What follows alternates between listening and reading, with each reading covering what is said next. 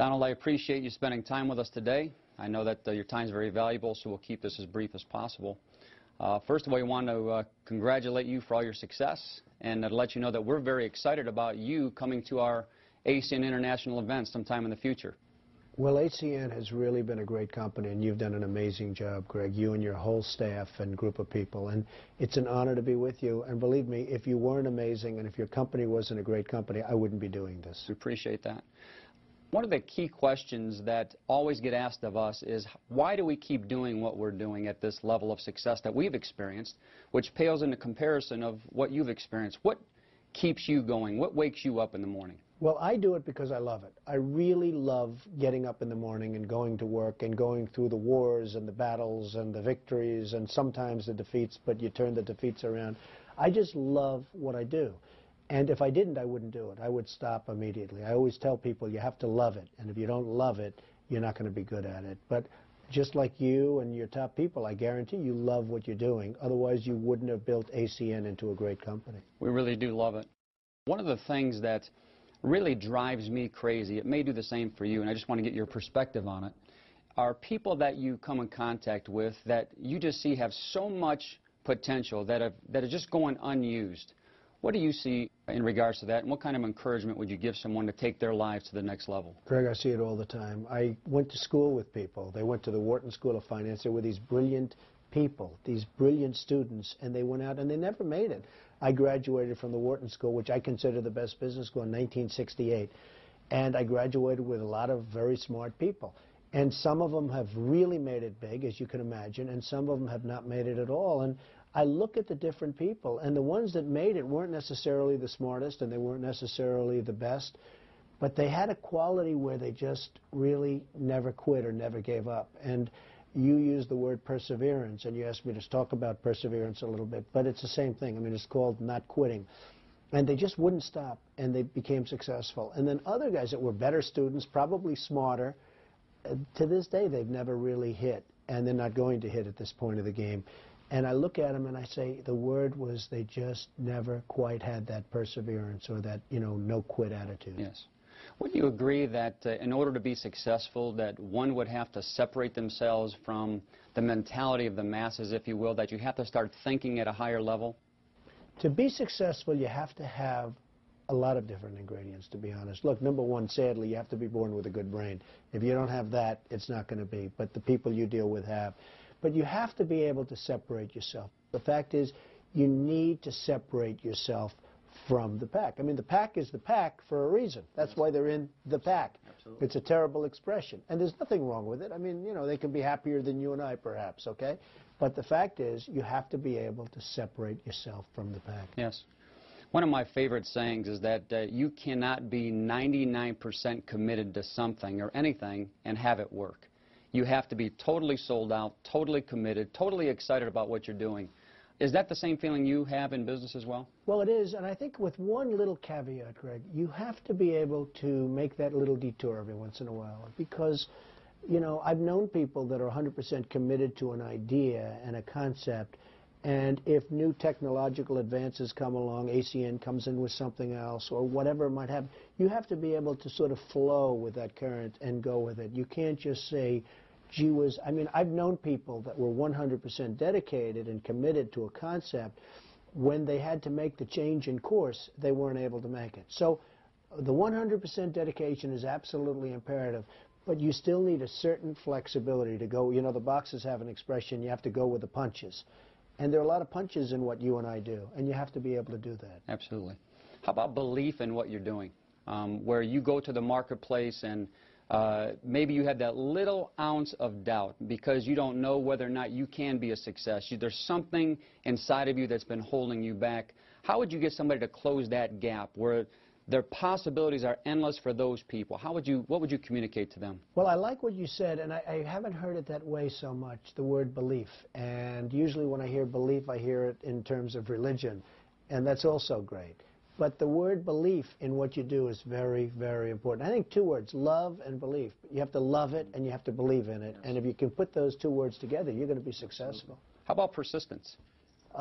It's one of the great words. And we're talking about great words. Maybe for some things it's not such a great word, but if you're talking about success, You can never quit. You have to be persistent. You just have to go. And, you know, there's a story that my father told, and he thought it was a great, funny story. I didn't. And it was about a man who wanted to start a cola company. And he started it, and he called it 3-Up. And you know where this is going. Yes. And then he failed. He went bankrupt. He went out of business. He said, I'm not giving up. And he called it 4-Up. And then he called it 5-Up. And then he failed again, and he called it 6-Up. And ultimately, he said, I quit. I give up. And you know what? If he wouldn't have quit, he would have had 7-Up. You have to be persistent. You just can't quit. All the time we tell our leadership within ACN to never show doubt, fear, worry, or hurt. That the leader is the consummate person that people will always look towards for direction, guidance, and just general instruction on where they need to go. How important to you is the concept of showing confidence to everybody else that's in your organization? Well, you have to show confidence, but you also have to believe in it yourself. You can't just think you're showing confidence if you're not confident. But I give the example sometimes with the word confidence, because it's very important toward leadership, of the lion tamer. You'll have this little guy go into a big cage with this big, monstrous, 1,000-pound animal that could rip him apart in 10 seconds. Yes. And he'll walk in and he'll start, get back, and the lion's almost like afraid. Now, I could send one of my big bodyguards in there with big, strong muscles that can rip most humans apart in a fight very easily. And he'll walk in like this, and the lion will see it, and that guy is over. It's over for that guy. So sometimes you have fear of things, and there's nothing wrong with that, but try not to show it. Because if you show it, guess what? Your people that you're leading are also going to be showing it, and that's not good. You know, managing the mental roller coaster is huge. You know, every day we have peaks, we have valleys, we have a lot of different experiences that we have. And what we found are the people that reach the top, it's very easy for them to remain excited and positive, but how do you get them from when they're at rock bottom to get looking at that mountaintop again, to help them to be successful and to keep striving for success? Well, that's where the perseverance comes in. That's where you really need the perseverance. You know, it's easy to be persistent and not quit when you're winning. But where you really have to go and have that attitude is when you're, look, I had a very terrible period in the early 1990s. The real estate markets collapsed. The world was coming to an end. It was like terrible. It was a depression. It wasn't, they talk about the recession. It was a depression in certain businesses, especially in the real estate business. I have a lot of friends. They went bankrupt. You'll never hear from them again. They went out of business. I went back to work. I didn't quit. I mean, perhaps beyond my brain, I didn't quit. And I worked really hard. I never worked harder, even when I was building the business. And today, my business is bigger and stronger and much more powerful than it ever was in the 1980s. And it was really the word perseverance. You're going to have some bad times. I don't care who you are and what you're doing. You're going to have down times. And that's where the word perseverance or not quitting comes in. You know, we talked about the masses. I'm sure that you've seen it in the many years that you've been in business, that there's very few people that could ever draw that necessary line where they tell themselves they are never going to go back, they're always going to push forward no matter what adversity that they come against. Why do you feel that the majority of people are reluctant to draw that necessary line in the sand to never have an opportunity to go back? Well, a lot of people give up. A lot of people, and for good reason. Look, sometimes you get punched in the face so hard and so often and so rapidly that you fall back. And you can't say, oh, gee, that's terrible, isn't it? It's human. I mean, it happens.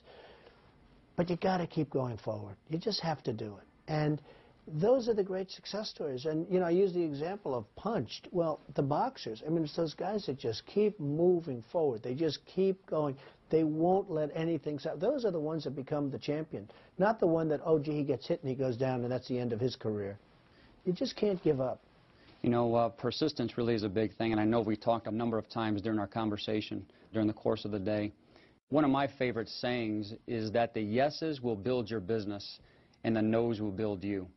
And if you can go through enough no's, there's a great chance that you'll win. Just like, a successful baseball hitter, will strike out maybe 7 out of 10 times, but they get paid millions of dollars for doing that. Mm-hmm. What is your take on people being able to go through where normally people would just back off? How does someone continue to go through those necessary numbers? It's a very interesting question and statement, Greg, because it's really more of a statement than anything else. No's can be better for you than yeses, because when you keep getting rejected, when you keep hearing the no, you have to learn that there's a reason for no. What is it? Now, why are they saying no to me? Why is it that they keep saying no? You have to figure it out, because you know what? If they say no and no and no and you keep saying no, maybe you're doing something wrong. You have to learn how to take that no and change it into a yes. So oftentimes it's those no's that can make a life a lot better than those yeses. You've written many books, and there's a number of things that you've spoken about in your books. You've shared a lot of wisdom, and I think that's admirable for you to be so successful in business, and yet being in a position to want to give back to people, to help them come along to possibly even where you're at. What was the motivation for you writing those books? Well, I've had so many different motivations in my life. I wrote the first book, which is the #1 selling business book of all time. It's called The Art of the Deal.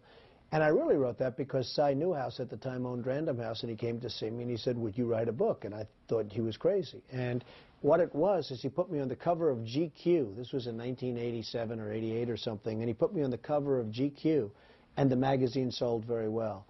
And he came to see me. He said, you know, if a magazine sells well, a book is going to sell well. And, you know, you sort of put it together. That's sort of called business common sense. Cy Newhouse is one of the great publishers in the world, ever. And so I did a book called The Art of the Deal, and it became very successful. And I enjoy doing it. And since then, I've done 5 books, and they've all been bestsellers and #1 bestsellers. And recently, I wrote a book, How to Get Rich. And I wrote another book this year, Think Like a Billionaire, and they were both incredible bestsellers. And I have fun writing books. I like it. I mean, I relax when I write. I like to write. I've always liked to write. But the other motivation is that I like teaching people what I've learned. And a lot of what I've learned we've just been discussing. I mean, you have to love what you do. You can never give up. There's so many different things. Stay out of the pack. Hey, if you want a nice, easy, okay life, you can be in the pack, and you can live well, and you get your paycheck every week, and I think it's fine. But if you really want to do something, you do have to get out of the pack. So all of these things are discussed in my books, and that's why they've sold so well. Excellent. We're excited about what's happened with ACN, and yet we believe that this is the very beginning for all of us. Being in business for 13 years, going into our 14th year of opportunity, just being in the very beginning with digital phone service or VoIP and all the technological breakthroughs that are ahead of us, we're finding ourselves right in the very center of all the things that are going on worldwide with deregulation, and we feel that we're just doing the right thing the right way. If there were 1 or 2 or 3 points that you could tell us or tell the ACN family of what they need to do in order to go from where they're at right now, whatever stage they're at, whether they're a beginner, whether they've been here for a while, or whether they're one of our top leaders, what are some of those key points that you would tell them in order to take their businesses to the next level? Well, first of all, I'd say stay at ACN. You know, I am asked to do this, what you're doing with me, many, many times. And I turn down many, many different proposals because, for one reason, I don't have the time. But for another reason, I don't like the company. And we do a lot of research on companies before we agreed to do something like I'm doing for you. And ACN's a great company.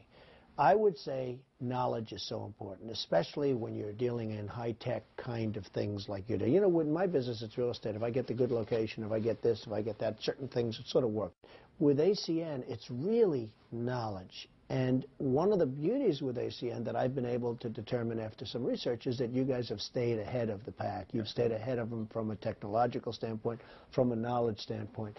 And in your world, I think the word knowledge is so important. And listening to people, even at so-called low levels, they may be there because of their age or something else, but they're so smart. And the other thing, again, is that word, don't stop, don't give up, don't quit. Yes, very good. Well, we appreciate your time. Well, and this has been a great time for us. I know that we're very excited about what this interview is going to mean to our ACN family. We look forward to seeing you at one of our next international events. Well, I'll be there, and I'm very excited about your company because it's really, you've done an amazing job, Greg, so you have to be very proud. But don't be too proud because, you know, you got to keep it going now, right? We have the ability to remain humble and successful at the same time. That's a great ability. Thank you. Have a good time. Thank you.